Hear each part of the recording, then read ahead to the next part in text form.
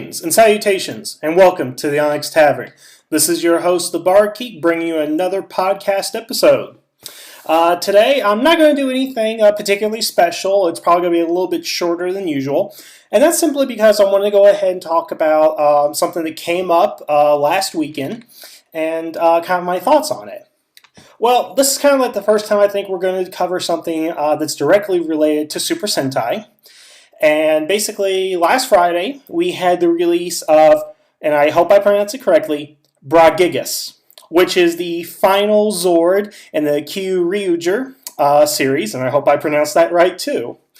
Basically, we got the release of the information of what it's going to look like, specifically how it's going to tie into the Zord system. Q Silver was released his image, Q Red Carnival, and all that good stuff for basically what I think is going to be the end of the third quarter, the last quarter for the Zords, basically. And I just kind of want to give my thoughts on Bragigas here. Specifically, one, I'm really excited for it, to be quite honest. I can't wait to go ahead and get it. I'm sure it's going to cost me upwards of $120 or more by the time shipping and everything is done, no matter where I buy it. But this particularly does seem worth it given what it is. I like the fact that it's like almost 2 feet long and like a foot tall when it changes into robot mode and all that. I have no idea where I'm going to go ahead and place it. With my collection right here, I'm kind of working out of a limited space, unfortunately. But I look forward to it. It is presumably the last Zord we're going to go ahead and get, unless they throw us a curveball or something within the series. And I will say that I am glad it's going to be this large, because in the past, the last two Brachiosaurus we had, only about 50% of the time were they good. Of course, the first being Titanus, which, needless to say, that was awesome when it came out. I will say that the Brachiozord from Down Thunder, Aberranger, the actual name from Aberranger does escape me at the moment.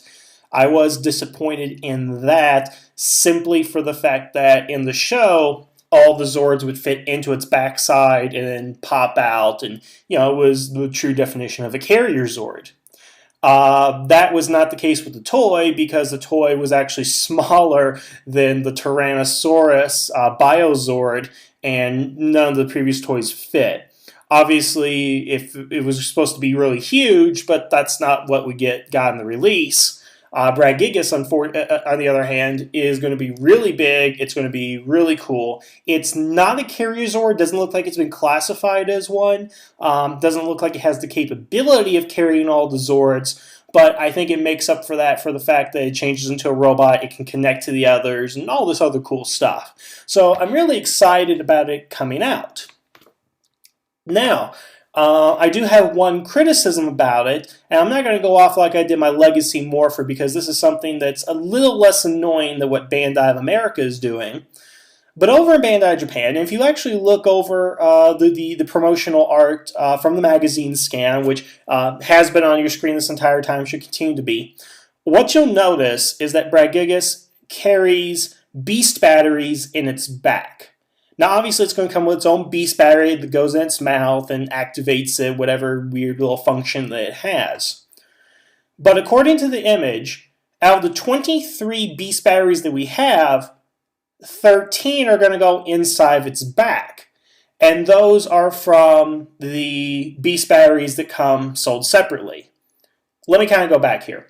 For those of you who don't know, each Zord comes with its own beast battery. The Dicera comes with its pink beast battery, the Ankylodon comes with its cyan beast battery, and so forth. The concept in the show is that each Zord runs on this battery, and that those batteries are used to morph the Rangers into, well, their morph form. Now, there are a total of 10 Zords, 11 if you count the movie exclusive, but there are a total of 23 beast batteries. Each one has a specific power. My favorites are the ones that can cause the heavy gravity. I believe that's battery number 21 or battery 15, which is used to make people fall in love with other people. Just kind of fun stuff to keep with the humor of the series. Now, from what the Brad Gigas promotional art is telling us, is that those 13 Beast batteries, which are not associated with actual Zords, but with the abilities and the motorcycle and all that, are going to be incorporated into the Zord. Supposedly, you put them on the back, it carries them, that's what powers them. Basically, I guess, to change into the robot or whatever it's going to go ahead and be. Now, the problem I have with this is that each of those 13 batteries are sold separately with other items. Now, I exclusively collect the Zords. I don't really collect the figures or the weapons or the helmets or anything like that. I try to go ahead and keep myself to the Zords, kind of narrow down what my collection exactly is going to be. Otherwise, I'd be buying everything that came out of Japan, and I just think that's going to be a little too much for me to keep up with. Now, my original understanding when the series came out is that you would just need to get the Beast batteries of King Leech Dinosaur. You could get the others as, tie-ins with the gun and the sword and all that. I didn't think to go ahead and really collect them because I didn't think I would need them, because if each Zord came with its own battery, that's all I needed. It was no big deal. Now that we have Brad Gigas coming out, it's basically telling us that for the last 6-7 months, those batteries we've been releasing with the other toys, well, you're going to need those too. So my criticism right here is essentially that in order for this thing to be complete, I know it's going to function whether you have the Beast batteries or not. I don't think it's motorized or anything like that. But in order for you to have the sense of completion with this Zord in your collection, you're going to have to go buy those other Beast batteries.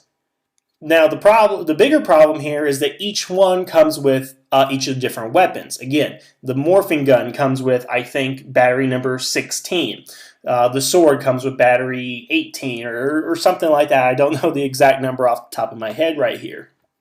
But that's the problem now, meaning that if I want to complete my collection, I have to go back and retroactively buy all these others that I've passed up on because I didn't want to get the extra toy, I didn't want to get the extra battery because I didn't think it meant anything.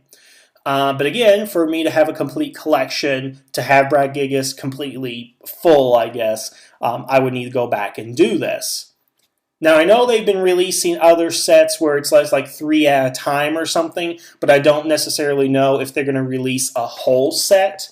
Because part of my criticism is that they're not going to have a whole set to them. I've never seen them do that with any of the past items, saying that, well, this was a tie-in item if you bought this toy, but, here's a full set so you didn't have to buy the other toy, you just buy the collector's item that came with it. I really hope that that's what they're planning on doing. Because I wouldn't mind paying, $60, $70 for a set of the batteries as opposed to going to buy each and every item they come out with just to get the battery in it. It seems a little, well, I guess stupid that you have to go back just to get the one item and then the rest of it you don't want. It kind of goes back to the engine cells that they have for Go-Onger, because I have all of the Go-Onger Zords, but I don't have all the cells. Because it turned out in order to get the Bear RV cell, instead of it actually coming with the Bear RV toy, you had to go spend extra money to buy the Highway Buster. And to buy the Lion cell, you had to go buy, or the Busan cell, you had to go buy the Manta gun set.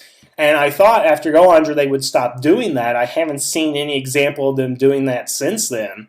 But this is just something that I think is a little unfair. I think it's not right as far as the collecting value.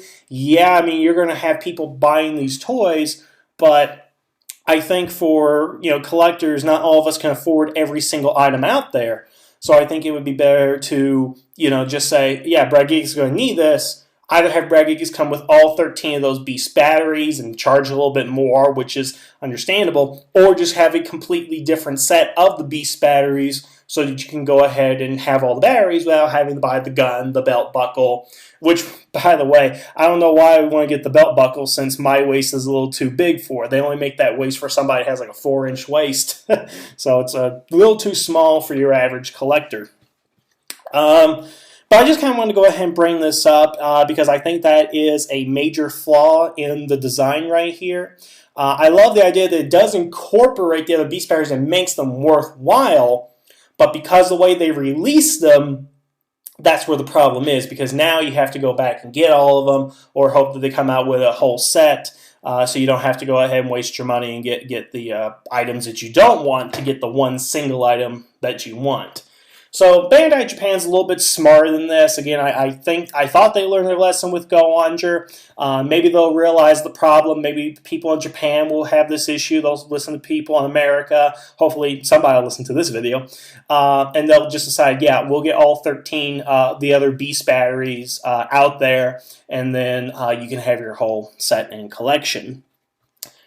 So that's pretty much all I have to go ahead and say. Again, I just want to make this kind of quick video, put my thoughts out there on that. Again, I can't wait to get Brad Gigas. I can't wait to connect to my other Zords. I still have to get a few of the others, Bumpakasi, whatever that Spinosaur for the movie exclusive is going to go ahead and be. And of course, the one I think is really the coolest right now is the Peleosaur, whatever that purple jet battleship thing is. That is awesome.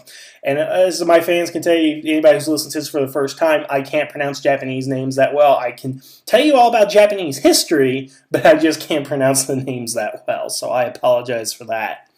But yeah, what do you guys think of Brad Gigas? What do you think about this, having to go back and collect the Beast batteries? Do you think it's unfair that you should have to go ahead and do that? I would like to go ahead and get everybody's comments on that, but I would like to go ahead and warn everybody that this time, please keep your comments civilized. In the comments, I really had to go ahead and get rid of previous comments on the Legacy Morpher, and I'm still having to deal with that right now due to just the insulting nature. Let's try to be grown-ups about this and just let's be civil to each other. I'm being civil to you guys. I'm trying to act nice right here. I'm not acting nice. I am being nice. But again, if you have comments, just please keep them civil and all that. But yeah, just tell me what you think, and as always, if you have another topic you'd like me to discuss, please leave in the comments or email me. Otherwise, thank you guys for listening to this very brief video today on my thoughts on it, and have a good day, and the tavern is now closed.